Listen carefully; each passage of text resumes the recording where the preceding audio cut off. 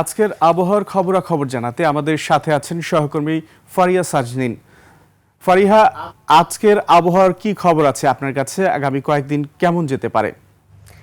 ধন্যবাদ সুমন। দর্শক, আজ ২ জুলাই ২০২৫ তারিখে দেশের সর্বশেষ আবহাওয়ার তথ্য থেকে আমরা দেখতে পাচ্ছি খুলনা, বরিশাল, সিলেট ও চট্টগ্রামের অধিকাংশ জায়গায় এবং ঢাকা, রাজশাহী, রংপুর ও ময়মনসিংহের দু-এক জায়গায় অস্থায়ীভাবে দমকা হাওয়া সহ হালকা থেকে মাঝারি বৃষ্টিপাত হতে পারে। মাঠের অলরাউন্ডার আমি, আর ঘরের allrounder Tylox. Tylox toilet cleaner, clean মানেই টাইলক্স। সেই সাথে দেশের কোনো কোনো জায়গায় মাঝারি থেকে ভারী বর্ষণ হওয়ারও সম্ভাবনা রয়েছে। বর্তমানে বিশেষ কিছু অঞ্চলের তাপমাত্রা যদি আমরা দেখে থাকি তাহলে সিলেটে ৩০ ডিগ্রি সেলসিয়াস, ঢাকা ও বরিশালে যথাক্রমে ২৮ ও ২৯ ডিগ্রি সেলসিয়াস এবং খুলনায় ৩০ ডিগ্রি সেলসিয়াস রয়েছে।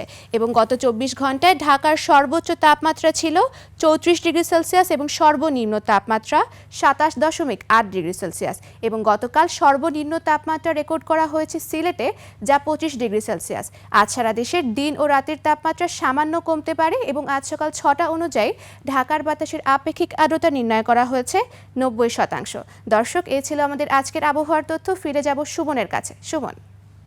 ফারিহা, আপনাকে ধন্যবাদ।